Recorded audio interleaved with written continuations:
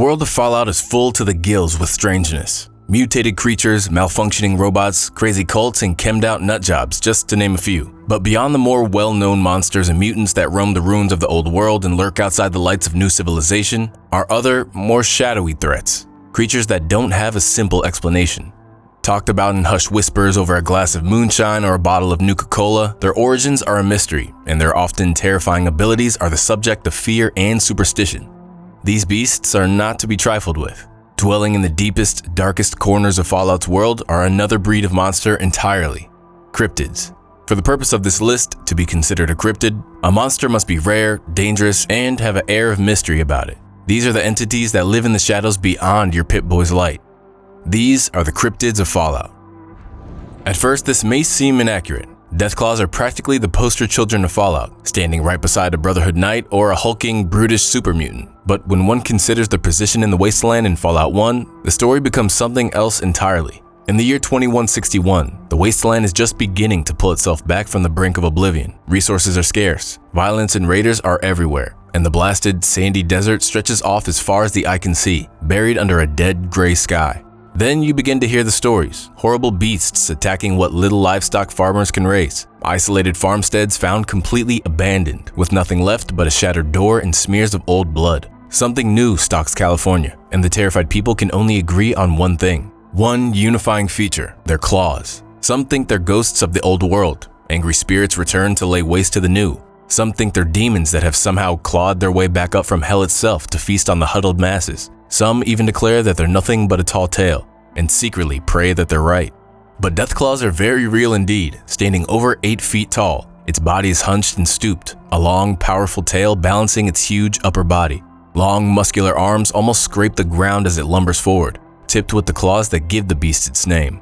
Multiple feet long, Deathclaws keep these sword-like claws razor sharp and are capable of shredding through flesh, combat armor, and even power armor with horrible ease. Held low between its shoulders is the creature's head.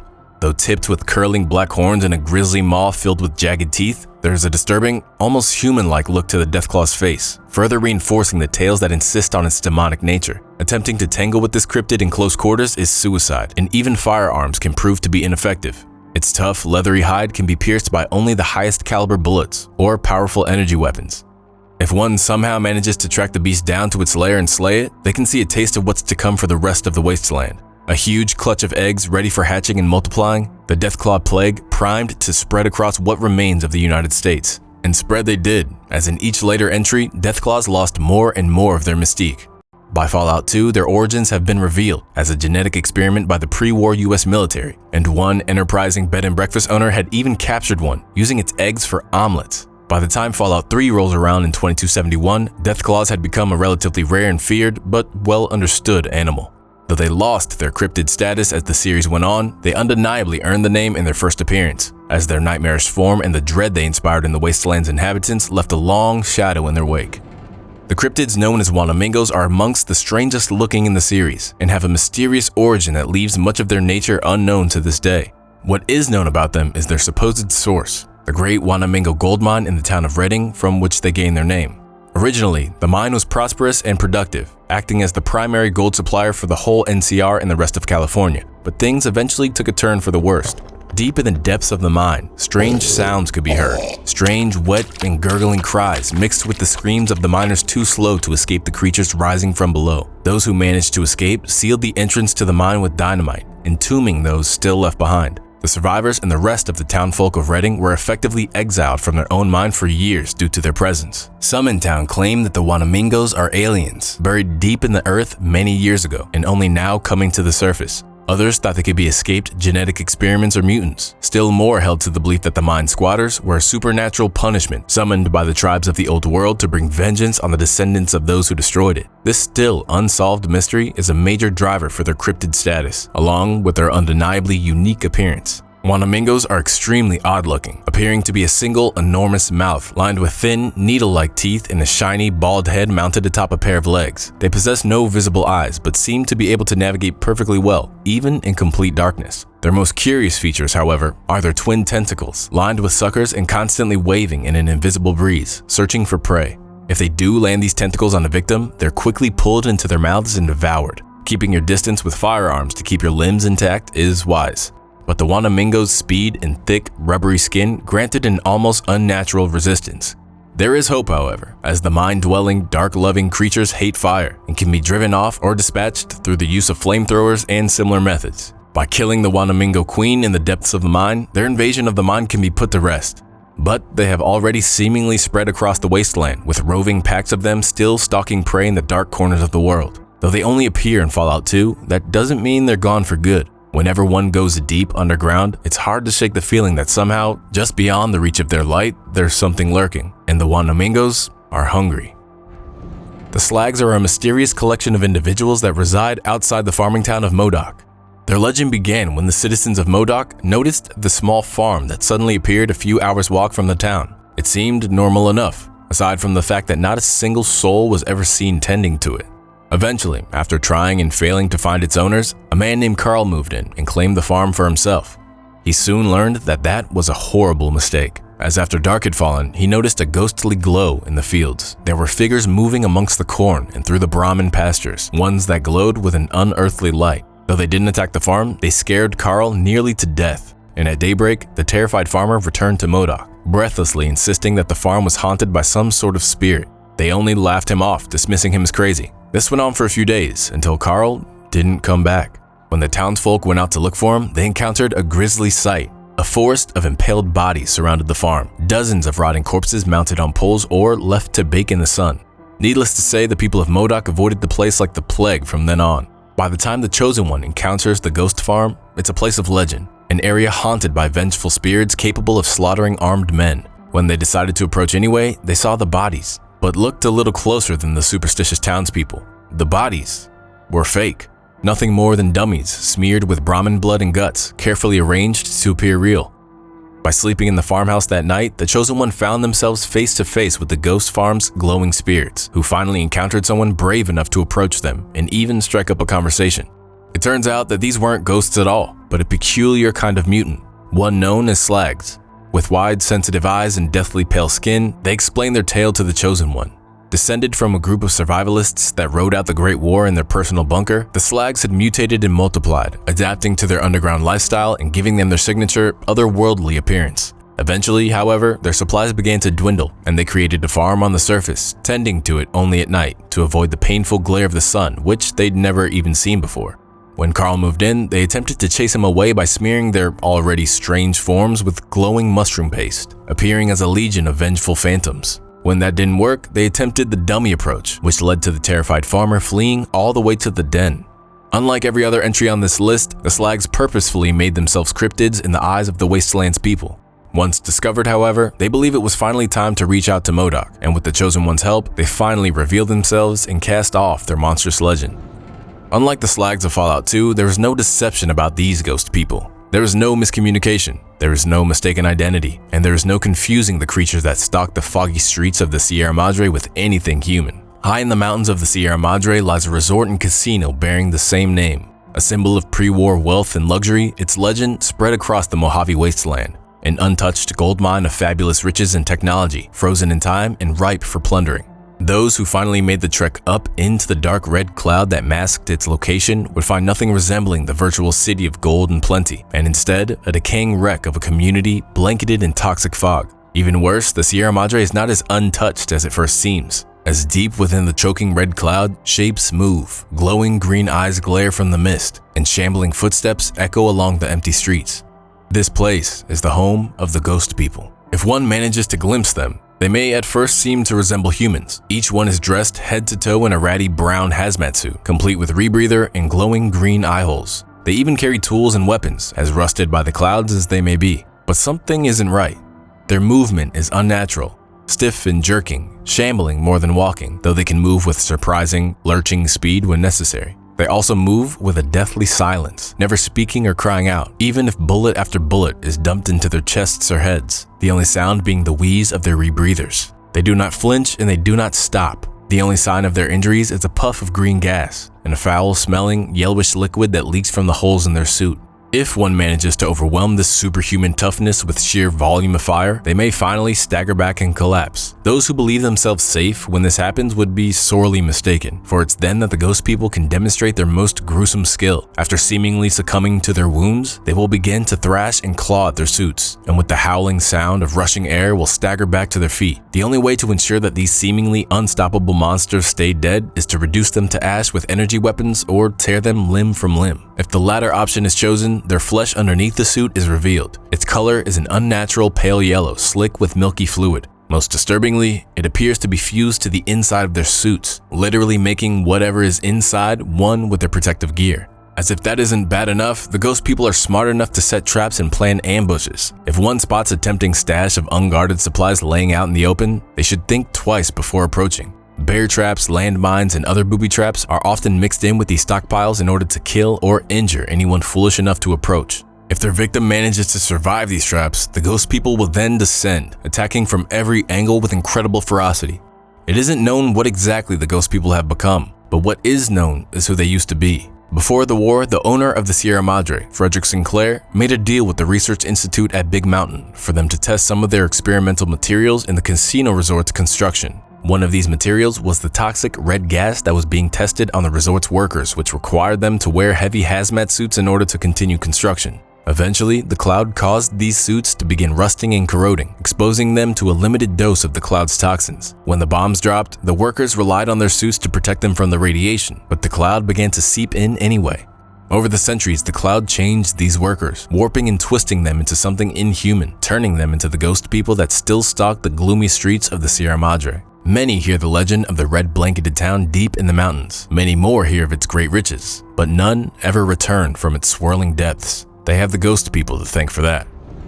The third and final ghost on the list, the ghost of She, is part physical and part spiritual. Haunting the depths of Zion National Park, the ghost is legendary Yao Guai, a mutated bear common in the wilder and more remote corners of the Wasteland. But what makes this particular bear special isn't some strange mutation that gives it an extra head, or a dip in an FEV tank that doubled its size. No, nothing so straightforward.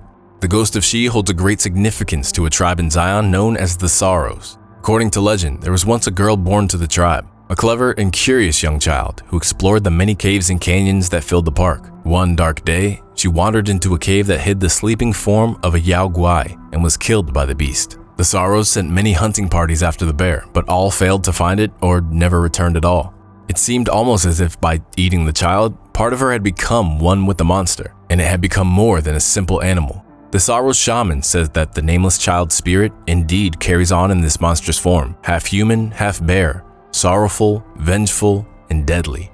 By the time the courier encounters their tribe, the Sorrows had lived under the shadow of the ghost for years, and after assisting them throughout Zion, they presented the hero of Vegas with an opportunity. By drinking a tea steeped in the sacred datura root, they would be able to finally find the ghost of She, and, being a mighty warrior, put its spirit to rest for good. And so, under the mind-altering effects of the tea, the courier approached the lair of the ghost. The creature was huge, easily standing almost twice the height of a regular Yao Guai. Its skin seems rotten and diseased, the discolored and patchy hide seeming to stretch to the point of bursting over its bulging muscles. Despite its size, it possesses an unnatural speed, bounding down from the mountainside with no regard for its own safety, its milky white eyes casting a dead stare at its latest victim.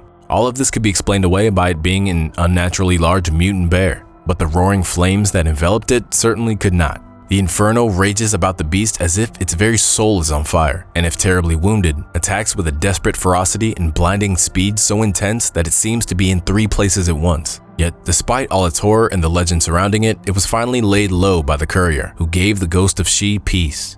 Was it really the spirit of a slaughtered girl and the bear that killed her become one? Or was it simply a large and vicious bear, made monstrous by the effects of the ritual tea so heavily drunk by its hunter?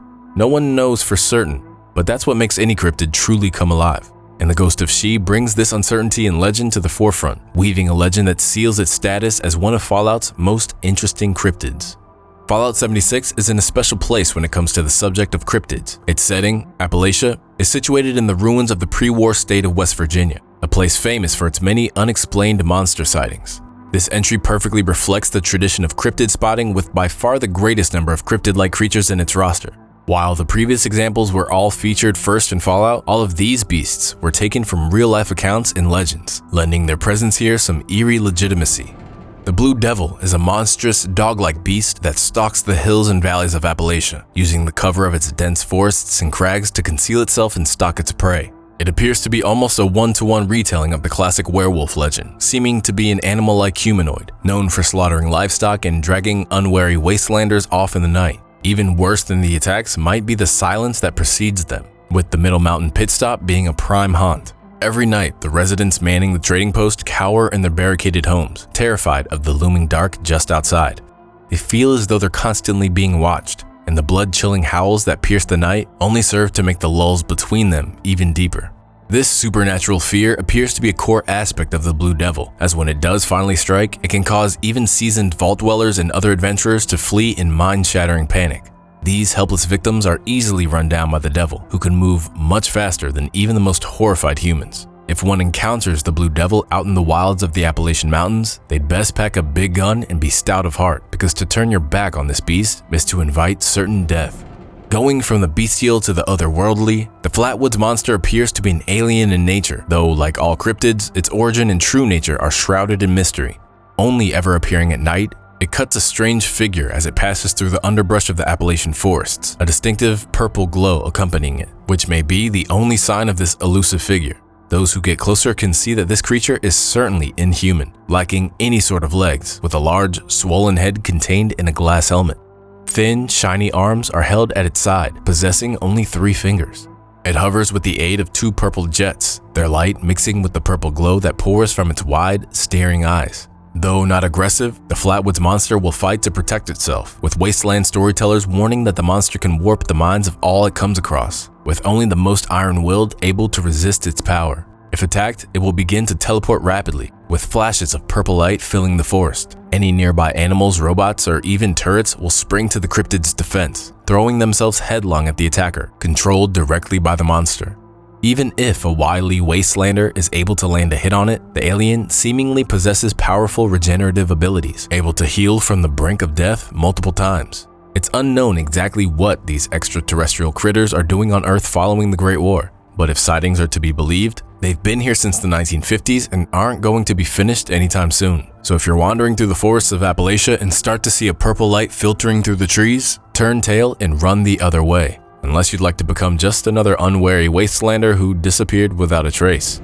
An iconic cryptid of West Virginia folklore, the Grafton Monster is described as a hulking monstrosity with huge arms, stubby legs, and no head. Its skin weeps a black, tar-like liquid and is crisscrossed with scar tissue and other marks that indicate that the Grafton Monster is no stranger to battle. Although it's seemingly blind, it can sense others through some other method, perhaps hearing or smell, and will charge them without hesitation, using its tree trunk-sized limbs to pummel them into the earth. Anything out of its reach will soon find itself doused in the acidic tar that leaked from its body, which is able to spray with surprising force, leading to a quick and painful incapacitation. The story behind this particular cryptid is not as mysterious as the others, and goes a long way in explaining its aggressive behavior. Originally created by using the forced evolutionary virus by Westtech, the first Grafton monsters were created before the war. Unlike other subjects, the unfortunate people who underwent the infection by this particular strain didn't die, but rather mutated into their current, unrecognizable forms, their minds decaying to that of an animal. The initial test subject was being transported when the bombs dropped, and escaped into the West Virginia wilderness during the following chaos. From there, the creatures slowly multiplied and spread, remaining a rarely seen, yet undeniably frightening and powerful beast. With their origins, the Grafton monsters are made less mysterious, but much more tragic, becoming even more twisted and monstrous than the FEV's other famous creations, the super mutants. To be warped and changed into something so unrecognizable, to be human one moment and a disgusting, feared cryptid the next, one can hardly blame them for fighting back against the world that created them. The Jersey Devil in the Fallout timeline owes its name to the legend of a cursed and abandoned baby, birthed to an unloving mother and forced into the abandoned pine barrens that surround Atlantic City. This boy was so horribly mutated that it appeared completely inhuman and is said to be the source of the devils that plague the outskirts of the city to this very day. The truth of this tale seems doubtful, as none of the lesser devils that supposedly spawned from this abandoned child show anything more than a certain animalistic intelligence. Nevertheless, the monster known as the Jersey Devil is very real indeed, as are its children. The lesser devils are by far the more common sign of their hidden source, and even by themselves are intimidating foes. Mottled gray and hunched over, they have an almost Deathclaw-like build, though much thinner, smaller, and more agile. Their skull-like faces and piercing yellow eyes easily cut through the gloom that blankets the coastal city, and their long, flat, and flexible tails allow them to navigate its flooded waterways with ease. The Jersey Devil itself is another beast entirely, blood red with a scaly, bubbly skin that's incredibly resistant to damage. The head and neck of the devil is surrounded by a leathery frill that covers its shoulders and arms, giving it the appearance of a winged, demonic figure when taken alongside its coloration in curling black horns. A deadly creature to be sure, but it is made more mysterious by what surrounds it. Its home, the Pine Barrens, is an isolated stretch of unknown wilderness, almost impenetrable to outsiders and cloaked in darkness. Its origins hint at a supernatural upbringing of curses and abandonment, and its blood and those of its offspring act as a potent, addictive drug. The devil's blood is an almost magical concoction, rare and expensive, that drives the mystery of the Jersey Devil to new heights. Why does its blood have this effect on humans? Why is it so addictive? And could this dark secret harbor more ominous hints to the creature's origins? No one knows for certain, but it's still out there in the Pine Barrens beyond the light, watching and waiting as the city drowns in its blood. One of the most well-known of West Virginia and Appalachia's cryptids, Mothman was said to exist even in the days before the war as a herald of coming disaster or other bad luck. A huge, man-shaped moth with no head and two large eyes in its chest, the Mothman could be half seen perched atop trees or bridges, silently watching those passing beneath him before flying off into the night. Cryptid hunters before the war were obsessed with him, organizing hunts, expeditions, and other searches in an attempt to find or even contact the secretive creature. Eventually, this group began to take a strange turn, slowly transforming into less of a club and more of a cult, trying ever more outlandish and strange methods to communicate with their new god. When the bombs dropped and the world descended into chaos, the cultists fled into the Lucky Hole mine to ride out the worst of the blasts and the resulting fallout. Since that time, the cult has split into two, with those calling themselves the Enlightened, seeking knowledge from the Mothman, and the quote-unquote followers of the Winged One, who instead practice worship and bloody sacrifice in the name of their god. This latter group can be found all around Appalachia and regularly perform sacrifices in an attempt to gain favor from the Mothman in their midst. The creatures that they worship do indeed seem to resemble the real article, enormous mutated moths the height of an average man with an unsettling habit of stalking humans at night, lighting them with the glow of their unblinking red eyes. The cultists don't believe that these moths are their god, but rather his messengers, Mothman's heralds, his eyes and ears. They are sacred, and the followers will defend their nesting sites to the death. The enlightened ones, on the other hand, have a very different set of beliefs. Instead of communicating with the Mothman through sacrifice, they instead seek to communicate with a unique, purple-eyed variant of the giant moths that haunt the Appalachian night. Reportedly ancient and wise, this creature can apparently impart knowledge on the cult's members through some sort of nonverbal, supernatural communication. This mystical being certainly seems closer to the original Mothman than its unsettling, yet clearly animal-like, red-eyed companions. So was there actually a Mothman swirling through the nights of pre-war West Virginia, or is it all a fairy tale made up to explain the unexplainable powers of the wise Mothman and the beast's strange influence over so many people? No one knows for sure, and likely never will. The Ogua is a massive snapping turtle. This unassuming description may not impress those who aren't familiar with the real-life animal, but everything that makes the snapping turtle of today dangerous is magnified 100-fold with the Ogua. Its shell is thick and spiked, the bony plates capable of deflecting blades, super sledges, gunfire, and even heavy artillery. The beak is hooked and razor sharp, its bite more than capable of splitting hardened steel with the same ease one might bite through the skin of an apple. It's a slow but mighty beast, and carries special significance to the followers of the Winged One. They believe that it's a truly ancient creature, still around since before the war, and that its sacrifice is one that is truly worthy of their god's attention. According to the cult, its blood holds mystical power, and there is wisdom to be found deep in its entrails. So they hunt the beast, pursuing it across Appalachia in an attempt to catch and kill it in Mothman's name. They have been unsuccessful. While your average snapping turtle may eat insects, frogs, and fish, the Ogua is comfortable tackling much bigger game, humans included. As long as you don't seek it out, the Ogua is one of the less dangerous cryptids on this list, but should you come across its path, whatever you do, don't get close. What may at first seem to be a large boulder could in fact be a very large and very angry reptile. Another example of a pre-war cryptid coming back to haunt the post-apocalypse, the Sheepsquatch is unmistakably a real monster, even before the fallout blanketed the land. Evidence of its existence can be found through the remaining holotapes of Ray Gary, a pre-war cryptid hunter who was left permanently crippled after an encounter with the creature, ending his long-standing obsession with proving its existence. It turns out that getting your back broken may be one of the best outcomes to expect after encountering a Sheepsquatch, as they are as deadly to fight as they are awful to behold.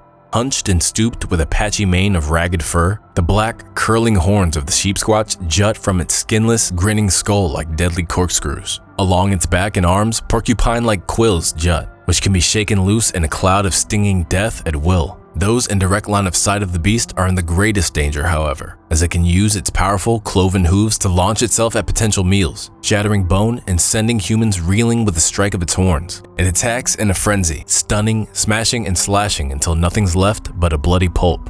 Though most likely mutated and enhanced by the fallout left behind by the Great War, the Sheepsquatch's origins as a pre-war cryptid is chilling, as it suggests that there could be all manner of yet undiscovered creatures lurking side by side with humans throughout our history. It looks like this time, it's not only the mutants that go bump in the night, but also a genuine pre-war monster. The final cryptid found in Appalachia may be the most chilling of all, as its legend stretches far, far back from before the war. Originating from the first people of the North American continent, there is a legend in the oral traditions of Algonquin-speaking Native American groups that speak of a ravenous creature born from the depths of winter and a terrible hunger. But this is no ordinary craving, as it can be satisfied by only one thing: human flesh. Its exact description varies, but it's generally agreed to be quite tall, thin, and mobile, able to chase down or ambush its prey with relentless energy. What's most disturbing about the Wendigo, however, is its origin in these legends. They aren't some creature driven mad by hunger, or an unknown animal that's developed a taste for flesh. No, they were once humans who, through desperation, turned to cannibalizing their fellow man.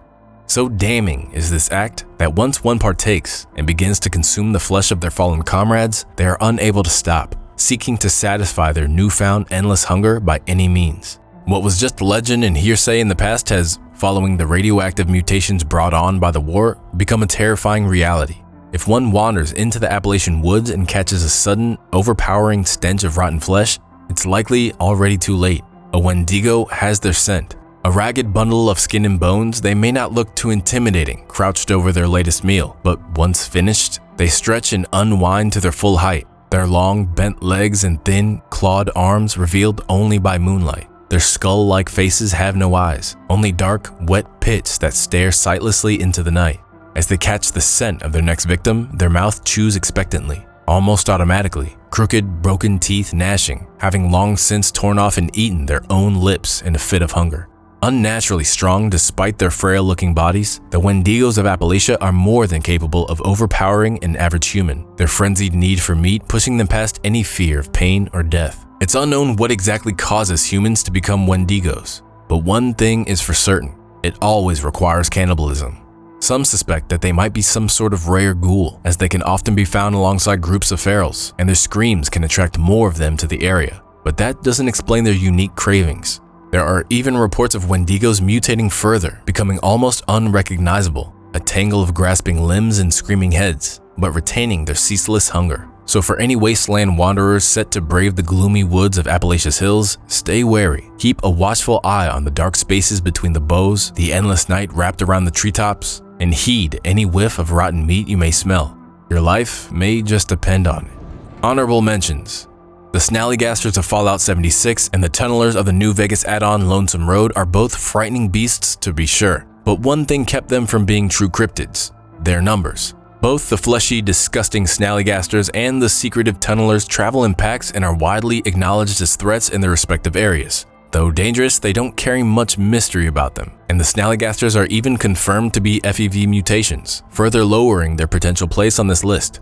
Though interesting monsters in their own right, and perhaps deserving of their own videos in the future, they couldn't make the cut as cryptids. For a wasteland full of terrors, both man-made and inhuman, there's something special about the Fallout series' cryptids.